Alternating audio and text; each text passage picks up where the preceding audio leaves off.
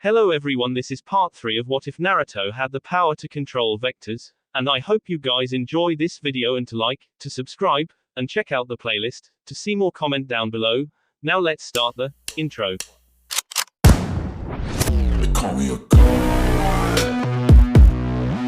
They call me a god. They call me a god. Mito was lying in bed late at night, but was unable to sleep. She had made her first kill and she couldn't get it out of her mind. Every time she closed her eyes, the bandit's face appeared all bloody and bruised. He had begged her not to kill him, but she had plunged a kunai right through his skull. Mito knew that killing is what ninjas did, but hearing about it and doing it was so different. Mito just kept thinking, what if that guy had a family, or how it felt to see your friends die before you eyes only for you to die yourself. Mito sat up and brought her knees to her chest. She didn't think she would get any sleep tonight. Hanabi and Hitomi were probably the same way. Her parents had always told her and her sisters that killing was hard, but you got used to it. Mito didn't see how someone could ever get used to killing someone. Then again, Naruto had killed way more bandits that night than they did, and Mito was sure that he had killed a lot more before then too, so maybe she could become used to killing. Mito decided what she really needed was someone to talk to. Hanabi and Hitomi wouldn't help since they were in the same state as Mito, so there was only one person left. Mito got out of bed and wrapped her blanket around her before heading off to Naruto's room. Mito opened the door to Naruto's room as quietly as she could. Naruto's room was pretty bare with only a dresser and a bed. Mito was apparently quiet enough because Naruto was still sleeping. Naruto actually looked peaceful while he slept, opposed to the dark psychopath he was when he was awake. Mito wasn't bothered by his behavior, however. Naruto was her brother, and even though he was a little on the insane side, he had given Mito more attention and care than her parents ever did. Naruto, as if sensing Mito's presence, slowly stirred awake, his red eyes cutting through the darkness. "Hey brat, what are you doing in my room?" Naruto said, sitting up in his bed.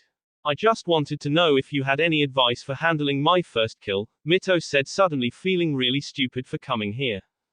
Naruto didn't look surprised, however. "I see. Honestly, I expected something like this to happen. You may think it was mean of me to make you kill someone so young in your life, but I feel like your first kill is something very important you have to learn. The truth is, the kill you three made were probably harder to do than most kills that will be required of you, since the bandits you killed were really no threat to you after I dealt with them. There was a reason for that thought. It's so when you're in a real fight and the person you have to kill is a threat to you, then it will be a lot easier to go thought with it. I know it might seem hard to accept now, but it will get better." Mito latched on the ever word. True, he said basically the same thing her parents had told her, that she would get used to it, but that way he explained it made Mito feel so much better. "Hey Naruto, can I ask you one more question?" Mito asked. Naruto didn't miss Mito using his real name instead of Accelerator, but he would let it slide this time. "What is it? What was your first kill like?" Mito asked. Naruto sighed and laid back down facing the ceiling. "I haven't thought about that in a long," Naruto said as he told Mito his story. Naruto at the age of 3 was curled up in the corner of his cell. He had red eyes and was still very pale due to his lack of sunlight, but his hair was the golden blonde he had inherited from his father. He was still scared of Orochimaru at this time, so when the snake unlocked his cell door, Naruto tried to make himself disappear by being as small as he could. "Come on now Naruto. It's time for your first test," Orochimaru hissed. Naruto, not wanting to make Orochimaru mad at him, got up and followed him. Naruto was pulling on the ring that had been on his wrist ever since he could remember. He hated it. It was itchy and made it hard to sleep with it constantly glowing. "Are you going to do more experiments on me?" Naruto said, risking a question. "Not today Naruto, because I believe I have completed what I set out to do. All those experiments were done to give you the ability to control vectors, and today we're going to see if all my work paid off," Orochimaru said. Naruto wanted to ask Orochimaru what a vector was, but couldn't since they made it to their destination. It was a large room that Naruto would become very familiar with in the future. There was a man already inside holding a knife. He looked like a common bandit with no real skills whatsoever. "All right Naruto, you will fight him," Orochimaru said. "What, but I don't have any weapons and he's scary looking," Naruto said, looking ready to cry. "I don't want to fight him." Orochimaru chuckled, seeming to take pleasure in the boy's fear. Of course you have weapons. I just told you that you had the power to control vectors now. So prove to me that these 3 years weren't wasted and use your new power. Orochimaru pointed to the ring that had stopped glowing. Naruto, not wanting to do this, but not really given a choice, stood across from the bandit. Orochimaru yelled, "Began!" and the bandit charged Naruto. Naruto still didn't know what a vector was, but it must be pretty powerful if Orochimaru had done all those hellish experiments on him for 3 years just to give Naruto the ability to control them. Vector control. Naruto yelled as the bandit continued to charge him. Nothing happened and the bandit got close enough to slash Naruto with the knife. Naruto fell backwards in pain now with a deep gash on his arm which he brought up to defend himself. Naruto was now terrified. This guy was trying to kill him and he had nothing to defend himself with. There was only one thing Naruto could think to do: run. He ran as fast as he could, but the bandit was gaining on him and was already taking swings with his knife. It was only due to Naruto's small size that he hadn't been decapitated. The chase ended all too soon, however, as Naruto tripped and fell to the ground. Naruto looked back to see he had tripped on a rock about the size of his hand. The bandit was also directly behind him. Naruto sat up, grabbed the rock and scooted back. The bandit walked towards Naruto, his knife still cutting the air. Naruto knew that the rock wouldn't stop the bandit, but Naruto didn't know what else to do. Naruto imagined the rock going super fast and crashing into his opponent, and surprisingly when Naruto threw the rock it went far faster than any 3-year should have the ability to achieve. It crashed into the bandit's skull. There was a loud crack and the bandit fell over his head, a bloody mess. Naruto was breathing heavily when Orochimaru examined the body. Well, Naruto, it looks like he's dead. Your powers are truly something to behold. Orochimaru hissed. Quote, Konoha. Team 7 here to report another successful mission. Kakashi said to Minato. Hey, can we get a C rank mission this time? Minima asked her dad. Minato let out a sigh. For the last time, Minima, you can't request a C rank mission. It's up to Junin instructor to decide when you're ready for a C rank mission. Hey Kakashi, can we have a C rank mission? Minima asked. No Minima, in fact we wouldn't even be taking another D rank since it's so late. Kakashi said. Alright, I guess we'll just go home then.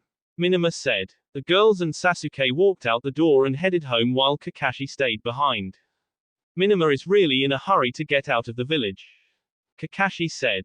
Yeah, she can be quite the handful, but she has the right intentions. Minato said. How is the search going? Kakashi asked. Not good. I have no idea where they could be. Jiraiya and I are checking everywhere, but we're getting nothing.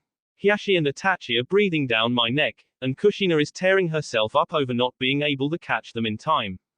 Minato said, looking like a defeated man. Kakashi felt bad for his sensei and Kushina. Maybe I should let them go on a C rank.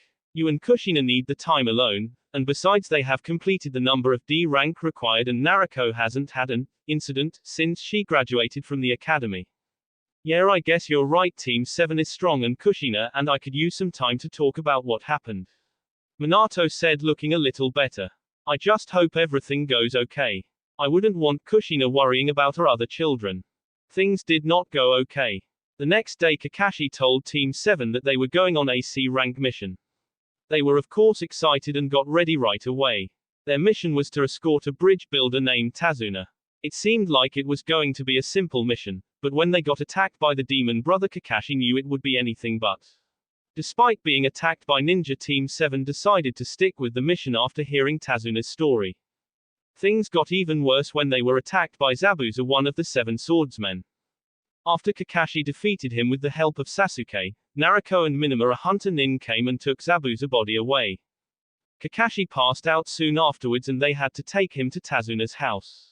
When he woke up, was in bad shape and was confined to a crutch. Then he told them that Zabuza was more than likely still alive, and that Hunter Nin was his assistant. So while Kakashi got some rest, Narako and Minima decided to look around town. Sasuke stayed at the house and Kakashi would be giving him some extra training later that day to be better prepared to face Zabuza. The town was in rough shape. Actually, rough would be putting it too nicely. The houses were wooden shakes that looked ready to fall over if someone breathed too hard. Kids were in the streets wearing little more than rags. It just made Minima and Narako depressed. Minima couldn't believe someone would be evil enough to do something like this. Narako couldn't even bring herself to look and instead looked at the ground. It was the first time something had ever really bothered her. She had never cared about other people until Mito left. In Narako's mind, the whole world revolved around her, and if she was happy, then it made sense that everyone else was happy too. But that wasn't the case. There were people who dreamed of simple things like having a good meal and having a safe house. Narako clenched her fists. It wasn't so long ago that there had been a young girl who dreamed about finding her brother, and what did Narako do to that dream? Laugh at it, told the girl that her brother was dead. Then Narako would go back to her nice warm bed and slept soundly, thinking about how much better she was than everyone else. Narako couldn't believe she did that and enjoyed it too. Hey Narako, are you all right? Minima said. Narako stopped just now, noticing that she had clenched her fist so hard that her nails had cut into her palms. Yeah, I'm fine, I was just thinking about some things. Narako said. All right then. Minima said, although she knew what Narako was thinking of. Now Minima never wanted her younger sister to leave, but it had honestly been the greatest thing that had ever happened to Narako. She cared about people now and she felt bad for what she did. Minima smiled to herself. When they found Naruto and Mito, they maybe Narako would apologize to Mito and they could be a true family. The next week flew by. Kakashi taught them how to water walk since Minima and Narako had already learned the tree climbing exercises from their parents, and Itachi taught Sasuke. The bridge was also ahead of schedule thanks to the help of Team 7, but on the last day of building, Zabuza and his assistant showed up and Kakashi told Team 7 to guard Tazuna while he fought Zabuza. While he was doing that, however, Zabuza assistant who told Team 7 that his name was Haku separated them from Tazuna by making a dome of ice mirrors. This is bad, Minima said as she blocked another Senbon. Things were not looking good. Haku was throwing a seemingly endless supply of Senbons at them. They managed to block or dodge most of them, but they were just so fast. It didn't take long for each one of them to have several Senbons sticking out of them. What are we supposed to do? Narako asked as another Senbon was lodged in her skin. Narako was scared she was having a hard time dodging and was having to rely on Minima and Sasuke to cover her. She felt so useless. Was she really this weak? Fireball jutsu. Sasuke shouted. He sent a fireball crashing towards one of the mirrors, but it didn't even leave a scratch. That won't work, Haku said. Shut up. Minima yelled as she sent a chain towards the mirror she thought Haku was in, but just like Sasuke's fireball, it didn't do any damage. Damn it. I'm sorry, but Zabuza needs my help, so I will have to end this now, Haku said. Then all of the Hakus in the mirrors pulled out Senbons. Goodbye, Leaf Ninja. Sasuke, Narako and Minima quickly stood back to back in a triangle formation. Haku launched the Senbons. Team 7 tried as best as they could to block, but there was just too many and more than a few hit their marks. Lucky none of them hit anything vital. Haku wasn't finished yet, however, and threw a Senbon at Minima head. Minima tried to block with her kunai but discovered that her arm had been parried. The Senbon was coming closer and she saw her death. However, right before it hit, Sasuke stepped in front of her and blocked the Senbon. Are you okay? Sasuke asked, turning to Minima. Minima gasped, Sasuke, your eyes. Sasuke turned to look at the ice mirrors and saw that he had awoken the Sharingan. You're an Uchiha then, Haku said. That's right, and now that I have my Sharingan, there's no way you're going to beat us, Sasuke said. We'll see about that, Haku said, throwing more Senbons at Sasuke, but now Sasuke could see them much easier. No matter how many Senbons Haku threw, Sasuke was able to block them. Haku was getting more and more worried by the second. His chakra was running low and Zabuza was still fighting Kakashi. He needed to end this, and the best way to do that was to go after the weakest link. Haku quickly changed his target and threw about 6 Senbons at Narako. Narako, watch out, Sasuke yelled, being too far away to do anything. Narako saw the Senbons coming and knew if they hit she would end up died, but she was too scared to move. The Senbons hit flesh, but not Narako's flesh. Minima had jumped in front of her and had taken all the Senbons to the back. Narako's eyes went wide as she saw Minima collapse to the floor. Minima, Minima, Narako said as she bent down and looked at Minima. She wasn't moving. She wasn't breathing. Narako had tears running down her face. Come on, wake up. You can't be dead. You said you were going to make us a true family. How can we do that if you're not here with us? Please don't leave me alone, Narako cried, and for the first time in her life Narako released demonic chakra without meaning to. Haku knew she was in trouble right when she saw the red chakra envelop Narako. It wasn't even a second later when Haku felt something griping his neck and sent him crashing through his own mirror. Narako was on top of him with red eyes promising death. Haku knew this was the end and accepted it. Kakashi felt the demonic chakra from his side of the bridge and knew that things had gone from bad to worse. He quickly finished off Zabuza with a Chidori and ran off to find Narako. When he got there, the demonic chakra had vanished. Haku was a bloody mess on the bridge, barely recognizable. Sasuke was standing behind Narako, who was crying over Minama's body. Kakashi felt a pain in his heart having guessed what happened. He walked over to Narako and put his hand on her shoulder. Narako, I don't know what to say. She's died and it's all my fault. Narako cried. No, it's not. Kakashi said. Yes, it is. Narako yelled. I didn't do anything that whole fight but stand there and hold everyone else back, and it's all because I didn't care. If only I had been serious about being a ninja. If only I trained like Minama, then this wouldn't have happened. I should have been the one to die. As Narako was talking, Minama opened her eyes. Hey, don't write me off that quickly. Minama said, coughing up so blood, but still managed to give Narako a big smile. Narako was in tears. Minama, she said as she bent down and gave Minama a hug. I was so scared. I promise I'll work harder. You won't have to carry me any longer. I'll hold you to that. Minama said. Well, isn't this touching? A voice said. Kakashi and Team 7 turned to see the voice belonged to a short man in a suit, and he had whole lot of bandits behind him. That must be Gato. Sasuke said. Yeah, it is, said another voice. Team 7 turned again to see all the villagers armed with knives and pitchforks. And we're going to stop him. Mind if we lead a hand? Kakashi asked. The fight was over before it even began. Gato was killed and the bandits that weren't killed ran off. Minama was taken back to Tazuna's house to get treated. It turns out it wasn't as bad as they thought and she could walk again by the next day. The villagers gave them a great farewell before they left for the leaf.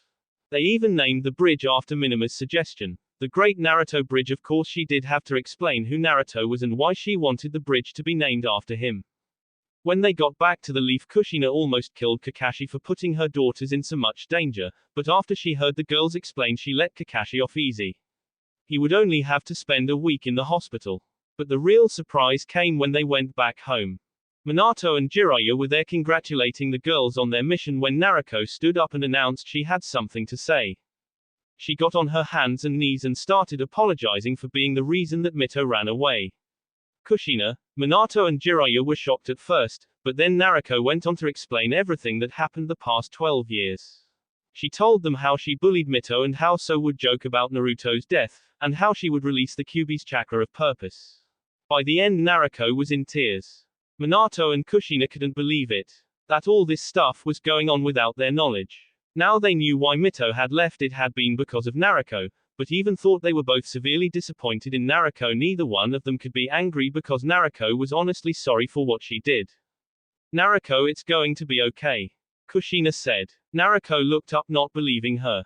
It's going to be okay because when Mito hears you apologize just like you did now, I'm sure she'll come back. Then Minama walked over to Narako. I'm proud of you, and I think you need to be proud of yourself too, she said. Then she took the leaf headband off Naruko's arm and wrapped it around her forehead. Narako gave a small smile. She couldn't believe that they forgave her after all she had done, and she promised she would do something to truly earn that forgiveness. Land of Frost. A couple weeks later. Mito rolled out of the way to dodge a pebble that went flying past her. She was covered in sweat and panting hard, but she couldn't take a break because another pebble was heading her way. She jumped out of the way, barely avoiding the pebble. This was the most difficult thing Mito had ever done. At least Hitomi and Hanabi weren't doing much better. Naruto was currently training them. He was sharpening their reaction time and dodging skills by throwing accelerated pebbles at them. They were in forest and the goal of this exercise was to reach Naruto. Now this was easier said than done. Those pebbles went insanely fast, and Naruto wasn't even using his full power because if he was, the pebbles would go right through the girls instead of just giving them a nasty bruise. This had been the majority of their training after Mito and Hitomi learned to water walk. The first time they did this, the girls would be lucky to avoid one of the pebbles. Hanabi tried using her palms revolving technique, which was the last jutsu she learned before leaving the leaf. But Hanabi couldn't keep up the spinning for too long, and when she was done a pebble would nail her right in the stomach. That first day was a nightmare and all the girls went home bruised and sore. But now a few weeks later they could dodge most of the pebbles. That didn't mean they could get anywhere close to Naruto, however. They were almost done with today's training when suddenly the pebbles stopped coming. The girls were confused and looked to see what was going on. Naruto was scanning the forest looking for something when he flicked a pebble towards a tree to the right of him. This one was at full power because it went right through the truck. The girls thought Naruto was crazy, but then they heard a voice coming from behind the tree. Damn, you could have killed me, Naruto. Oh wait, you go by accelerator now, don't you? The girls were on edge, especially since this person knew Naruto's real name, but Naruto didn't seem concerned. The next one will kill you if you don't tell me what you're doing here, Tayuya. Naruto said. A girl with red hair and a black hat walked out from behind the tree. I'm impressed you remember my name since you left almost as soon as I began, but I'm here because Orochimaru has a job for you. Your point is, in case you haven't noticed, I don't really work for Orochimaru anymore. Naruto said. I think it will be in your best interest too. After all, you wouldn't want your identity to be leaked, would you? Tayuya said. Naruto looked at her in anger, obviously not happy that she had the upper hand. What is this job that Orochimaru needs done? Tayuya smiled and handed Naruto a scroll. That's a map to the Otogakure. Be there in 1 week. Orochimaru will explain everything there. Don't be late, Tayuya said before jumping into a nearby tree and started tree hopping away, leaving Naruto and the girls alone. Naruto unrolled the scroll. The girls filed in behind him, wondering what he was going to say. Pack your bags, brats. We're going to Otogakure to meet Orochimaru. The girls paled, having never wanted to meet the Leaf's #1 traitor. But why, I thought you hated Orochimaru. Hitomi said. I do, but he's giving me an invite I can't refuse. Naruto said, not looking too happy himself. But wouldn't it be safer for us to stay here? Mito said. No, I'm not leaving you alone because Tayuya saw you brats and Orochimaru will defiantly hear about it. Plus I don't trust Keys to not give you up to the highest bidder while I'm away. Naruto said. The girls knew there was no going against Naruto. They headed to the house and got everything they would need for the journey. Otogakure wasn't so much a village as it was a series of dark, tight tunnels. In Mito's opinion, it was perfect for a snake. They were being led by some guard to Orochimaru. Mito, Hanabi and Hitomi hated every step as it took them closer to Orochimaru, but much to the girls' displeasure the guard stopped in front of a door. He's in here, the guard said. Naruto didn't miss a beat. He pushed the doors open with no fear, the girls following close behind. Orochimaru was sitting at a table in all his ugly glory. Mito had never seen a picture of him before, but snake was the perfect way to describe him. He was paler than Naruto was and he had a grin that screamed evil. I see you brought guest. Orochimaru said, his eyes examining each one, the girls seeming to take special interest in Hitomi. I'm surprised you didn't. Where's Kabuto? Naruto said, taking a seat across from Orochimaru. He on a mission for me, hopefully you'll meet him on your mission. Orochimaru said. Ah yes, the job that you were blackmailing me to do. What is it? Naruto said, not sounding the least bit happy. So demanding, don't you want to talk about the good old days when you were still with me before we talk business? Orochimaru said mockingly. Naruto sent him a glare, obliviously not amused. Fine, let's talk business. It's simple really. All I want you to do is take part in Konoha Chunin exam. I don't think they'll let a B-rank ninja participate. Naruto said. Oh no, you won't be taking the exam, you'll be a Junin instructor for Otogakure. Orochimaru said. I see, that is pretty simple, but I doubt that's all of it, so I'll make you a deal. Naruto said, giving Orochimaru his psychotic grin. You see these brats behind me? Well, I can't take them to Konoha, and I'm not leaving them alone. So I need someone to take care of them while I'm away doing you dirty work. Now I don't have anyone to fill that position, but I'm sure you have many qualified ninja that can look after them. You wouldn't mind giving me one, would you? Orochimaru wasn't fazed by Naruto's request. I will arrange someone to look after them. No, no, no. I'm not letting you choose who watches them. I'm going to let them choice. That way'll get a ninja that they want, and by the way, the ninja isn't alone, it's a keep.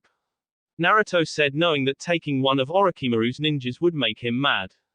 Orochimaru did indeed look at Naruto with hate, but after thinking about it for a little bit he agreed. They can wander the base and take anyone who's willing to go with them while we talk about the rest of the plan. Naruto turned to look at the girls. Find someone who is an experiment that has no loyalty to Orochimaru, and of course make sure you like whoever you pick because you'll be spending about a month with them. The girls nodded, not looking to forward wandering around Orochimaru's lair, but anything beats staying here with the man himself. The girls looked around the base and various holding cells, but none of prisoners were even close to right. Most of them they too weak or they were straight up nutballs. The girls went at this for a while and were beginning to think that they would just have to pick the best of the worst, but then they wandered into a room full of what looked like giant tanks of water. Hanabi was curious and used her Byakugan. They all looked like regular tanks of water excepted for one towards the center. It had a chakra signature coming from it. The girls went to investigate it. Are you sure, Hanabi, because it looks like all the other ones? Mito said. Yeah, this one is different. Hanabi said. But how? Hitomi said. Then all the girls were shocked when a fourth voice suddenly spoke, and it was coming from the tank. Hey, could you break the glass so I can get out? The voice said. The voice had the same aura as Naruto, cockiness and a little bit of insanity. Maybe, if you tell us who you are. Hitomi said. Even though none of the girls could see it, they could tell the person in the tank was smiling and had the same psychopathic smile as Naruto. That's a pretty interesting plan. Naruto said, leaning back into his chair. When you first told me that you would be attacking the leaf, I thought you were crazy, but with Suigetsu on a side along with a Jinchuriki it might actually work. I'm glad you agree, so you'll be joining us. Orochimaru said. Naruto sneered. Like you're giving me a choice. Meanwhile, in another part of the base, the girls were making a deal with the guy they had found in the tank. My name is Suigetsu Hazuki and I'm originally from Kirigakure. Why can't we see your body? Hitomi asked. My clan's technique allows me to liquefy my body, but as long as I'm in this tank I can't reform. Suigetsu said. What do you think, should we pick him? Hitomi asked her friends. Well, that ability alone makes him pretty powerful, but other than that we don't anything about his skills or background. Hanabi said. Yeah, but who in this place are we going to get that kind of information from? I say go with him, he's the only suitable candidate we've found so far. Mito said. Alright Suigetsu, we'll free you, but we have a few conditions. Hitomi said. Hitomi then explained who they were and why they needed him. So all I have to do is take care of you brats and you'll free me. That seems like a pretty good deal to me. Suigetsu said. Great, he's already calling us brats already. Mito said. By the way, who is the guy that normally takes care of you? Suigetsu asked. The girls looked at each other, not sure if they should tell him or not, but since he would be taking care of them and everyone in this place seemed to know Naruto's name already, it probably wouldn't hurt. His name's Naruto. Mito said. I've heard of that guy, he's sort of a legend down here. He's the one who escaped, but hey, I guess now I get to be a legend too. Suigetsu said. Mito took out an explosive tag from her kunai pouch. Will this be okay? Go ahead. Mito placed the tag on the tank and the three girls walked away. Mito then did a hand sign and the tag exploded. Water poured out of the hole and onto the floor. Once the tank was empty, the girls walked up to the huge pool of water on the floor. Then a head with white hair and purple eyes emerged, then a neck and then a body. The girls weren't expecting him to be so young. He only looked to be about Naruto's age, and that only made the next part all the more worse. He was completely naked and had no problems being in the presence of three girls. They blushed horribly and tried to avert their eyes, but it was too late, the damage had been done. It's great to be free. Suigetsu said, then turned the girls who were facing away from him for obvious reasons. But now that I'm free, why do I have to listen to you brats? After all, I have better things to do than take care of some little kids.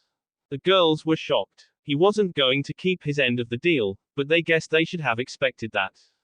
Suigetsu was about to walk away when a voice stopped him. You don't have to listen to them, but you will listen to me. Naruto said, emerging from the shadows. You must be Naruto. Suigetsu said, turning to face Naruto. I am, but I prefer you call me Accelerator. Naruto said. Okay Accelerator, then answer me this. Suigetsu smiled, showing off his sharpened teeth, and faster than any of the girls could see he turned into water, reformed behind Naruto. Why do I have to listen to you? He said as he pointed a finger gun at Naruto's head, but as he did his fingers suddenly explode into water. Suigetsu seemed surprised as he looked at where his finger was just a few moments ago. Naruto glared at Suigetsu, red eyes meeting purple. That's why. Suigetsu let out a small chuckle as he stepped back and reformed his finger. All right, I give, he said, holding his hands up. Naruto sent him one more glare before turning to face the girls. Let's get out of here then, I'll tell you what's going to happen. The girls nodded. Naruto turned to Suigetsu, and you put on some clothes. Yes sir, accelerator sir, Suigetsu said in a mocking tone. Suigetsu found some clothes which consisted of a purple sleeveless shirt and blue pants. He also had a belt around his waist which held 2 water bottles and another belt across his chest. The group left the base and headed into the nearby woods. Hanabi, check if there is anyone around, Naruto said. Byakugan, Hanabi said. After looking around for a little bit, she confirmed that no one was watching them. Alright then, let's discuss is the plan, Naruto said. So basically Orochimaru wants to invade the leaf and he wants me to help. Do you think he can do it? Mito asked. Naruto burst out laughing. Hell no, he's gotten too cocky. He thinks that just because he has the help of Suna and their Jinchuriki that he can take on the leaf. Well, this plan is going to crash and burn and I'm invited to come along. So what are you going to do? Hitomi asked. I have to go along with it since Orochimaru blackmailing me, so I'll be leaving in a week, which leaves you brats on your own with a new friend here, Naruto said, eyeing Suigetsu. So you 3 will be under his care when I'm not here. Why do I have to play babysitter? I have my own agenda, Suigetsu said. Because we freed you, and I'm sure whatever your agenda is isn't that important, Naruto said, shooting Suigetsu another glare. It is important. I'm going to collect the 7 swords of the mist and recreate the 7 swordsmen and become their leader, Suigetsu said with the more passion they had ever heard from him. Naruto seemed to actually take interest in his goal, however, and gave him his psychotic smile. That's great, it gives you another reason to take care of the brats. And what would that be? Suigetsu said curiously. I know where the Kubakiri Boko is, Naruto said. Suigetsu and the girls were shocked. How do you know where it is? Suigetsu said, suddenly sounding very excited. Keys hires his thugs out sometimes, and recently he hired some out to a man named Gato. Most of them were killed on the mission, but Keys told me that Gato had hired Zabuza before that and he had been killed. Apparently he was buried with his sword, Naruto said, enjoying having Suigetsu warped around his finger. And where would this be? Suigetsu asked. Hey Mito, give me one of you explosive tags and a scroll, Naruto said, ignoring Suigetsu's question. Mito handed him what he asked for. Naruto opened the scroll and wrote something in it. Then he stuck the explosive tag inside the scroll and closed it. I just put the location of the sword inside this scroll, but as you saw I also put an explosive tag in it, so if you try to open it carelessly then it will explode. The only way to know for sure where to open it is to use Hanabi's Byakugan. Now if you can prove yourself trustworthy to the girls when I'm gone, then they might open it for you. Suigetsu gave Naruto a nasty look, but knew there was nothing he could do about it. So what do I have to do to get the sword? It's simple, just take care of the brats, Naruto said. The only rules are that you can't let them be discovered and you can't do anything that would get them killed. Also you have to be back in the land of frost before I get back, but other than that you have free reign. You can take them wherever you want, and if you feel so inclined teach them whatever you want. If Hanabi doesn't open the scroll for you, then I'll open when I get back. So I have free reign, then maybe this won't be so bad, Suigetsu said after thinking it over. I'm glad we were able to reach an understanding, Naruto said. Now we'll be spending the next week in a nearby town. Orochimaru has assured me that none of Jiraiya's spies are there, so we should be okay. They booked 2 hotel rooms, Naruto and Suigetsu in one room and the girls in the other. The next couple of days the girls got to work on their taijutsu by sparing with Suigetsu, something that would have been impossible with Naruto since the girls would just end up breaking their wrists. Suigetsu wasn't any pushover either. Even with all 3 of the girls fighting him they had trouble landing a hit, and even then it didn't do anything since his body was made of water.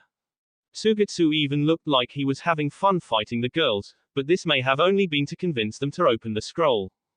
Eventually the girls got used to having Suigetsu around, and even warmed up to him. He was like Naruto in a lot of ways. He and Naruto even seemed to get along since they had so much in common. They even went out one night and massacred an entire bandit camp, which the girls thought was some strange bonding experience for the two of them. So when it was time for Naruto to leave, he felt pretty comfortable leaving them in Suigetsu's care. Alright brats, I'll be back in a month, but before I go I'm going to give you something to do while I'm gone. Naruto said, holding out 3 pieces of paper. Take one and apply your chakra to it. Each one of the girls took one and sent chakra to it. Hitomi's burst into flames, no surprise there. Hanabi's became damp and Mito's wrinkled. What happened? Hitomi asked. Those papers are used to find out what chakra affinity you have. Naruto said. I want you to be able to do the basic technique for your affinity by the time I get back. Hanabi, you have a water affinity, so Suigetsu should be able to help you. Mito, you have lighting, and Hitomi, you have fire, so you'll need to do some research on what you need to do. That you task now, I need to get going. Just be careful, Mito said, looking a little worried. After hearing that, Naruto proceeded to flick her in the head. Why did you do that? Mito said, rubbing her head. Because you were scared, thinking that Az was going to die. Naruto said. Well, I've got news for you. There is nobody in the leaf that can take me down, so don't be thinking that I'm not coming back. Hi, the girls said. Naruto gave one of his rare smiles before leaving. Hey, why don't you open that scroll? If you do, I'll teach you how to use your water affinity. Suigetsu said to Hanabi right when Naruto was out of sight. I think you should teach me first. Hanabi said, much to Suigetsu's displeasure. Besides, how important can these swords be? Hanabi would regret saying that, as Suigetsu nearly had a heart attack. You're saying you don't know about the 7 swordsmen of the mist and their swords? The girls shook their heads. Then I'll need to educate you. Suigetsu then spent the rest of the day lecturing them on the swords and just why he wanted them and their importance. It was horrible. Naruto made his way to Orochimaru's base to pick up his genin team. When he got there, 2 boys and a girl about his age were waiting for him. So are you 3 my genin team? Naruto said. The 3 of them looked shocked to see Naruto. How are you our instructor? You the same age as us? The female of the group said. Age doesn't have anything to do with power. Now give me your name so we can get going. Naruto said. It's polite to give your name first, the male who looked like a hunchback said. Great, they talk back. Naruto said to himself. My name is Accelerator, and just so you know, I'm listed in the bingo book as a B-class threat. The 3 of them were surprised, but at least now they knew that Naruto wasn't to be messed with. My name is Dosu, the hunchback said. I'm Kin, the female said. I'm Zaku, the other male said. Great, now we can leave. Naruto said. Actually, we were told to give you this. Dosu said, taking out a headband with a music note on it. Naruto signed before taking it and wrapping it around his forehead. Try to keep up, Naruto said before pushing off the ground and went flying off towards the leaf. Since Naruto forced them to go so fast, they made it to the leaf in record time. Dosu, Kin and Zaku were all patting and covered in sweat by the time they reached the gate, while Naruto hadn't broken a sweat.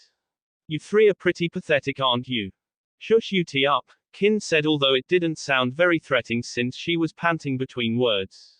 Naruto was nice enough to let them caught their breaths before walking up to the gate guards. They weren't the same guards as when Naruto first came here, and for that he was glad. We're here for the Chunin exams, Naruto said, trying to sound polite, but even the genin could tell it was fake. Alright, but where's your Chunin instructor? The guard said, looking around. Naruto set his red eyes on the guard, and actually made him shake a little. That would be me, Accelerator. The guard quickly looked through his book trying to find his name. Yes, you are indeed in here. Your hotel is on the north side of Konoha, and here are your room keys. Naruto took the 2 keys that the guard gave him before walking into the village, his genin following behind. Naruto threw one of the room keys to Dosu.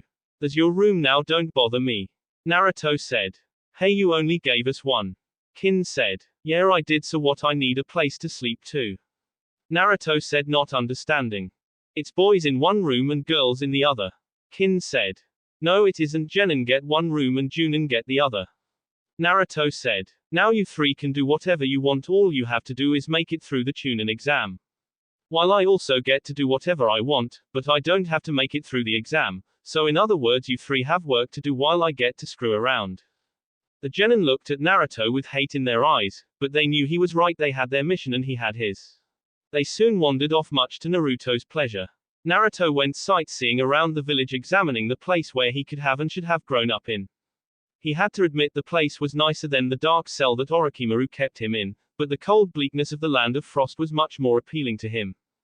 After a little bit of wandering around, Naruto heard someone yelling. Deciding that it would be fun to investigate, he headed over to the noise, and was he glad he did. A person who had on purple face paint and a girl with 4 ponytails were arguing with none other than his sisters and a guy that Naruto suspected to be the Sasuke Uchiha that Hitomi talks about. Naruto also knew who the other 2 people were, and they probably knew who he was, being part of the plan. They were the siblings of the Sans Jinchuriki, Temari and Kankuro. Which begged the question, where was Gaara? Naruto guessed it didn't matter. After all, could have plenty of fun without Gaara. Hey, what's with all the racket? Naruto said. The group of 5 turned to see a very pale boy wearing a headband with a music note on it coming their way. None of your business, Kankuro said. Oh, my mistake. You see, you were just making so much noise that I thought you wanted someone to show up and beat the crap out of you. The pale boy said, letting off some killer instinct. That enough? Just who the hell are you? Sasuke said. Name's Accelerator. The boy said. Kankuro's and Temari's eyes seemed too widened, like they knew the name, although Sasuke, Narako and Minima couldn't guess why. So Accelerator, what are you doing here? Minima asked. I heard some noise and thought I would check it out like the good Samaritan I am. Naruto said, sounding like a real prick. That's not what I meant. Minima said, trying to control her frustration. What are you doing in this village? You mean you don't know? Temari said, cutting into the conversation. We're here for the Chunin exam. The Chunin exam? Minima said. Yeah, you know, where Genin are giving the chance to be prompted to Chunin. Temari said. We weren't told anything about that. Narako said. Then it means you aren't good enough to participate. Kankuro said, chuckling. Oh yeah, I bet we'll kick your ass in the Chunin exams. Narako said. Then how about we test your skills right now? Kankuro said, taking some sort of bundle off his back and unwarping it. But before he could finish, a new voice spoke. Kankuro, do you want me to kill you? The group looked up to see a boy with red hair standing upside down on a tree branch. Kankuro looked sick to his stomach and was staring at the boy with fearful eyes. Sorry, Gaara. So that's Gaara, Naruto thought. Pretty impressive. I didn't even see him climb up there. You got something to say? Sasuke said, looking a little pissed off. Gaara just looked at him with blank eyes before turning into sand and they reappearing in front of his siblings. Come on back, he wants to talk to us. Right, Temari said as they started walking off. But you just got here, don't leave now. Naruto said. Gaara didn't even pay him any mind as he walked away. Well, that's disappointing. Now there is no more fun to be had. Naruto said, trying to look as down as possible. What about us? Narako said, sounding offended. You 3 are too weak to have fun with, but I do hope to see you in the Chunin exam. Naruto said before walking off. Naruto had a new plan in mind. He would go see Orochimaru's favorite little spy and make a request concerning his new form of entertainment, pissing off his sisters. After all, he didn't have anything better to do. Narako and Minima headed back to their house, still angry about the treatment they had gotten from those outsiders. How could they not be told about the Chunin exam? It made them look like idiots. When they entered the house, they could already smell Kushina's food. Car-san were home, Minima said. Kushina peeked out from the kitchen. That's great, dinner almost ready, so how about you take a seat? The girls took a seat at the table while Kushina put some food in front of them and also took a seat. Hey Car-san, why weren't we told about the Chunin exams? Narako asked. So you found out? Kushina said. Yeah, we meet some genin from other villages. They were kind of asses, Minima said. Yeah, that's bound to happen, but I wouldn't let it get to you. They're probably just showing off, Kushina said. We didn't tell you about the Chunin exams because we're the village hosting it, so we can't tell any of our beforehand genin since they could try and get an unfair advantage. We were going to tell you soon. In fact, your father is meeting with the Junin right now to see who will be participating. So are we going to be taking it? Minima said excitedly. It's up to Kakashi and you, but I have pretty good hunch that he's going to let you participate. Kushina said. The girls smiled at each other. It was going to be an exciting week. Naruto walked out of Kabuto's house after getting him to agree to his idea, although it was more trouble than it should have been. First, Kabuto had yelled at him telling him that they shouldn't be talking to each other, but Naruto blew him off. Then Kabuto flat had refused him, saying that his idea would draw unnecessary attention, but after Naruto refused to leave Kabuto house he eventually gave in. Naruto wished he could see the look on his sisters' faces when they heard, but sadly he wouldn't be there to witness it. Naruto was interrupted from his train of thought when he turned a corner and a man with red clothes and white hair was leaning on the wall looking very smug. Now what's a B-class ninja doing in a village? Jiraiya of the Sannin said. Naruto was little surprised to see him there but played it cool. Wow, a big shot like you knows about a little minnow like me. I'm honored, Naruto said, stopping to look at Jiraiya. Jiraiya lost his smug look and just looked annoyed. Cut the crap, what are you doing here, Accelerator? I'm here for the Chunin exam, of course. It not so strange for a Junin to be listed in the bingo book now, is it? Naruto said. You're right, but it is strange for someone so young, even if they are a Junin, to be given a genin team. Jiraiya said, looking at Naruto, taking in every detail of his face, trying to detect some sort of lie. I'm just that talented, Naruto replied. It's also strange that a ninja who has lived in the land of frost for a number of years would suddenly become a Junin of a newly found village far away. Jiraiya said. What can I say, I wanted a change of scenery and Otogakure needed ninja. Naruto replied. Jiraiya got right into Naruto's face so much so that if he got any closer he would have hit Naruto's reflection and be sent tumbling backwards like an idiot. You know what I think? I think that you're up to something and I'm going to find out what it is. Why don't you go pester some other Junin instructor? Naruto said with a hint of anger in his voice. Jiraiya took one last look at him before walking away. What an asshole, Naruto said under his breath, but Naruto knew that Jiraiya's threat was serious and would be a huge problem. Jiraiya would go digging and he would find the file of Naruto's visit so long ago. From what Mito told Naruto, the guards that he had told his name to had lied in their testimony, but if they were asked again by one of a Sannin, maybe they wouldn't be so quick to hide the truth. If they told Jiraiya Naruto's real name, then he would have a lot more to worry about than Orochimaru's invasion. It would take Jiraiya a little bit to find the file since he would have to go by face and not name, so before he found it Naruto would have to do something. Naruto smiled his insane smile. He hadn't even been here a full day but he was already having so much fun. He got to piss off his sister and Jiraiya and he had barely done anything. The Leaf Shore was an interesting place. That will be it for this video. If you want more, comment down below, like, subscribe. And see you guys later.